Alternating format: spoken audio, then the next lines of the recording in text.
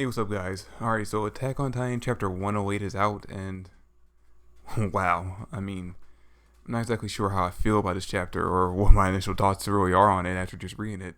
But I do gotta say, I never thought a chapter that did nothing at all to drive the plot forward could be this emotionally heavy. Like, seriously, after reading this chapter, I gotta say, if you are a big Eren fan or a big Historia fan, then this chapter pretty much just serves to piss you the fuck off because for the most part, they pretty much just drive those two characters through the mud throughout the entire chapter. Alright, so we get to the beginning of the chapter, which I gotta say, these first 7 or so pages were probably the hardest part of the chapter for me to read, just because this part of the chapter just served to piss me the fuck off so much.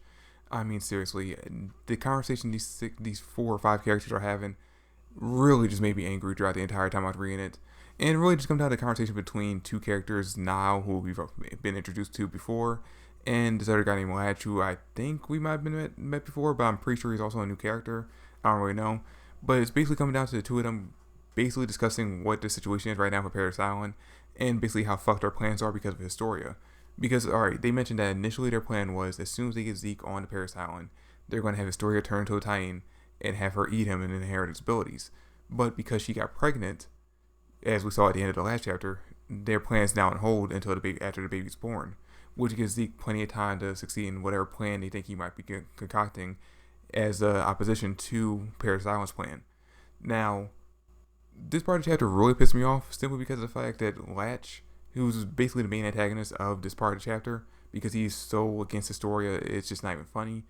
He's basically talking about her like she's not even a human being, like she's basically just a tool for the military to use. While now, on the other hand, he's kind of agreeing with Latch, like, they had their own plans, but at the same time, he's like, she is a human. She has the right to basically choose who she wants to sleep with, and she has the right to basically choose how she wants to live her life. And throughout the entire thing, it's basically the two of them going back and forth with Latch basically saying, that she fucked up their plans, and to make it even more pissed off, to make you even more pissed off at this character. He also brings up during their conversation, just because she's pregnant doesn't mean we can't go forward with our plan. Who cares about what happens to the baby? When I was reading this part of the chapter, I could hear a loud noise in the distance, and I couldn't figure out exactly what it was to begin with. And I basically just came to the conclusion that this was basically the entire Historia fandom basically calling for this guy's death at one time, just yelling throughout the entire world, to the point where I could even hear it all the way in bumfuck nowhere where I live. They also bring up surely the fact that, at the end, near the end of the last chapter, Pixel took captive all the people from Marley who were actually helping them that worked directly under Zeke. And they kind of imply that basically they pressured Pixel into doing this. I mean, they say that they wanted to be the ones to do it, but it's kind of implied that Pixel was working directly under them in that regard. And after reading that part, I'm starting to think that, maybe Pixel might be involved in what happens at the end of the conversation. Because after they're done the conversation, because they're actually having dinner while they're talking, they call for some Marleys to bring them some more wine, which is kind of hypocritical how Latch is basically the entire time talking about how much he doesn't trust the Marlesians, but at the same time he has them serving him food and drinks. But anyway, they're basically treating him like slaves at this point. But anyway, he called for more wine, and then we get this panel where we see this Marlesian basically handing the waiter who's bringing them the wine a special bottle of wine that's going to be served to them. And for the most part, you can just tell that the wine's poisoned. It's going to kill them all off. And while they don't exactly say it, it's just the way the panel's drawn, the way the scene plays out, you can tell it's poisoned. And after reading that part, I'm starting to think that, either A, they're right about Zeke, he actually is planning something behind the scenes, and he's actually trying to get them out of the way because they're probably the biggest antagonist to his plans. So using the Marlies to poison them as a way to basically get rid of them will kind of help him in the long run. But I'm starting to think that maybe Pixiv might actually be the one behind this entire thing. Because, we already know that Pixiv has no love for the higher-ups in the military police. And this would not be the first time we actually seen him do some kind of shady, underhanded thing in order to basically succeed in the plan that he has. So, it's not impossible that, Pixiv might actually be planning something in the long run and be using this chance to get rid of the military higher-ups in order to basically succeed in his plan and properly promote himself further in the military ranks. Then after that, we take on with Connie, Mikasa, Armin, and Jean. And this is probably the most emotionally heartbreaking part of the chapter. Like, this takes up the later half of the chapter. And this probably will break your heart if you're reading this, because we just basically see Connie working through his grief throughout this entire time. He is pissed off. He's angry that Sasha's dead. He blames Eren. And he basically comes up right out and says it in this chapter, that if Zeke really is planning something to go against Paradis Island's plans, and Eren's on board with those plans and is going to betray them, he is going to be the one who personally cuts down Eren with his own hands. He plans on killing Eren with his own hands because, like I said, he fully blames Eren for Sasha's death. And it's kind of heartbreaking because in the scene, you expect after everything everyone's been through, after everything the four of them have been through, everyone will be kind of be working up in defense of Eren. They would kind of be on his side in the situation. But the only person who actually speaks up in his defense is Mikasa. And even she can't find any real reasons to defend him, besides the fact that, she cares about him and that she believes that he still cares about them. And when Connie questions that, we actually head back into a flashback to 1 year later, or 1 year prior, where we see the six of them, Eren, Mikasa, Armin, Jean, Connie, and Sasha, all working on a railroad. They're kind of just talking. And at the end of the flashback, it gets to the point where basically their conversation leads to Eren having to decide who's going to succeed him as the founding Titan shifter. And all four of them, Mikasa, Mikasa, Connie, Jean, and Sasha, all four of them want to be the ones to succeed him. But he actually tells them that he doesn't plan on any of them being the one to inherit his abilities because he wants them all to live long, happy lives after the war's over. As soon as the flashback's over, Connie basically says, Mikasa, the Eren you remember is not the same Eren we just fucking dealt with. Because let me tell you exactly what he did after I told him Sasha was dead. He didn't get angry. He didn't cry. He didn't, ask for forgiveness. He laughed. He laughed and acted like he didn't care. Can you truly say that the Eren that supposedly cares about so much would not cry at one of his closest friends' deaths? That he would laugh at the fact that she died, trying to, help him out on a plan that he wasn't supposed to do in the first place. And that scene right there, Mikasa has no real answer for it. She has no real, throwback to that, besides the fact that she still does trust Eren. And then Armin, of all characters, speaks up. And honestly, if Eren really is your number one character, this part will probably break your heart even more. Because when Armin speaks up, and it's been proven throughout the entire series that Armin sees Eren as his best friend, as his brother. But even Armin, when he speaks up, basically comes down and says that he does not trust Eren. And if push comes to shove, he will kill off Eren if he needs to. Because he basically says he's gonna talk to the higher ups so him and Mikasa can go talk to Eren. And if he basically concludes that Eren isn't fully on their side and that he's, planning something that's gonna go against what Paradis Island is gonna try to do, he's gonna have someone, probably Jean, become a time shifter and eat Eren and take on his powers because at least he can trust Jean. And that scene just kind of breaks your heart because, like I said, Armin is Eren's best friend. And yeah, we've seen before in the past that basically Armin will put his emotions aside in order to succeed in a plan that would benefit most of Paradis Island instead of just one single person. But when it came to Eren, he always put Eren first above everything else. And the fact that he thinks Eren's so far off the deep end at this point that he doesn't fully trust him, and if push comes to shove, he will sacrifice Eren for the betterment of Paradis Island and the civilians, then that's just heartbreaking, the fact that he's willing to sacrifice his best friend because he doesn't know if he can trust him anymore. They also mentioned in the flashback that Japanese country we met in the last chapter, they're trying to broker peace between other countries and try to get them to aid Paradis Island in the war. But those talks fell through basically because the other countries can't trust Paradis Island because they don't really know them besides what Marley has basically told them about them. So they don't think that the Paradis Island troop is actually there for peace. So they don't trust them. And it's also implied that the Japanese country kind of basically made things go that way. Basically made it so that the other countries wouldn't join them because they want a monopoly on the resources from Paradis Island. And they're kind of forcing Paradis Island to go along with the plan that they put forward in the last chapter. Basically, since no other country will join them, they have to go forward with the rumbling plan and basically with the plan of Historia, having children and passing on, the Beast Titan or the Titan lineage.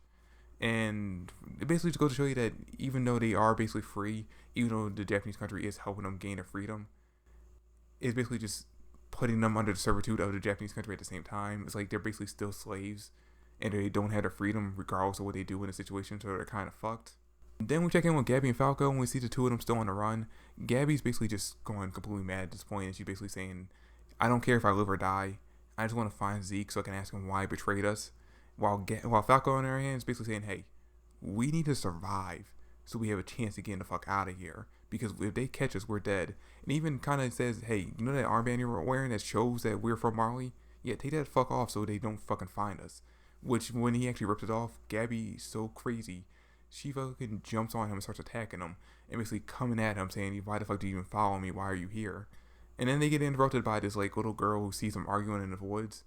And while she's talking to them, basically asking them if they're okay, if they want to come back to her home so they can get a good meal, because it looks like they haven't eaten for a long time. We see Gaby pick up a rock and she's ready to attack her. And it's only because Falco stops her that she doesn't fucking kill this little girl who's basically offering them help. Then we check over on Marley and we see basically all the time shifters that are left there and the head of the military having a meeting. And they basically come down and say that, hey, William Tyber's plan worked. Basically, the Paradis Island troop invading Marley showed the other countries that there actually are the demons that we've been saying they are for the entire time. So they're fully willing to back us, and we just had to wait 6 months before we can actually invade Paradis Island and completely wipe them off the face of the earth. And basically, Falco's brother Colt, he jumps up and says, hey, in that 6 months, you're going to go rescue Gaby and my brother, right? Like, you're going to save them before you basically go over there and kill everyone, right? Which he doesn't really get an answer for that. And that's when Reiner jumps in and he's like, hey, listen, do you really think Zeke's going to wait 6 months for us to come up with a plan and basically build up our military to attack them? Do you really think he doesn't already have a plan in waiting for that? No, we can't wait 6 months. We have to invade now. And that's pretty much where the chapter ends, where Reiner basically saying, hey, we need to go there now and invade them. And it's kind of wondering, you're like, all right, in the last arc, Reiner wanted to end the war. He didn't want any part of the war anymore. He wanted to end it peacefully. And now all of a sudden he's saying that he wants to invade. It's kind of contradicting what he was doing. I mean, sure, at the end of the arc, he kind of fully devoted himself to the Marleyan side, but at the same time, you still think he'd want peace. I don't know. I'm thinking maybe he's planning something in the long run, and the reason why he wants to invade is so he can betray them and actually work with Paradis Island. I don't know, but we'll have to wait and to see what happens in next month's chapter to find out exactly what his plan is. And then finally, let's talk about the thing that pretty much everyone's been speculating on since the last month's chapter came out. And that is basically in this chapter, we actually find out exactly who the father of Historia's child is, or who the implied father is. I mean, we don't still know for certain, but they say in this chapter that it's actually this one guy who turns out to be one of the kids who actually bullied Historia when she was a kid, when she was living on the farm. And that kind of just, it's kind of just out there. It's like, really, this one character who doesn't even have a name, as far as I can remember. I mean, if he does, let me know in the comment section down below, because as far as I can tell, he does not have a name. He was just kid number B who was bullying Historia when she was a kid. Basically, what we find out from the conversation in the beginning of the chapter is that Historia, she found out the fact that, they were planning on having her turn to a Titan and eating Zeke as soon as he got to the island from one of the members of his, personal troop. So instead of doing that to delay that plan, she intentionally got pregnant in order to keep herself from having to be turned into a Titan. And you could tell that's intentional, that this is not an act of love, like she doesn't care about this guy in a romantic sense, because you can see when she actually goes to him in the flashback to get pregnant or like to talk to him and basically develop a relationship with him, you could tell that she does not care about this guy. She's not on board with this plan whatsoever. She doesn't want to do this, but in order to survive, she has to. And you can even see it at the end of the last chapter, where she has that like stoic look on her face, where she just kind of descends to the whole thing going on, that she's not happy about the situation. This isn't, she didn't get pregnant out of love. She didn't even marry this guy. She basically just got pregnant for her own survival. It's just something that she had to do in order to make sure that she didn't be forced into something that she doesn't want to do.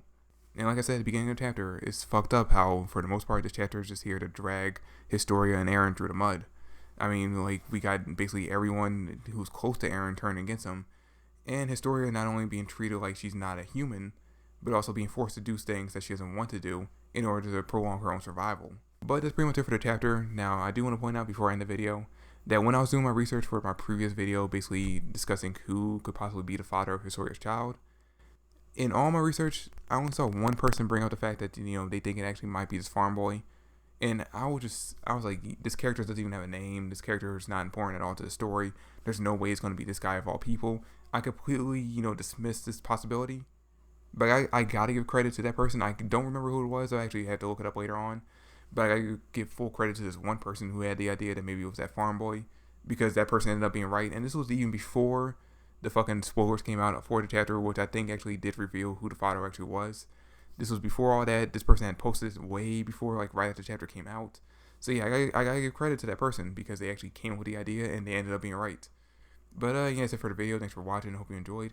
Let me know in the comment section down below how you felt after reading the chapter. Are you upset with the way they basically displayed Historia and Eren in the chapter? Do you agree with the way they kind of discussed Eren in the chapter? Let me know in the comment section down below. But that's it for the video. Thanks for watching. Hope you enjoyed. And if you did, drop me a like, subscribe to the channel. I'd greatly appreciate it. And I'll catch you guys later. Peace.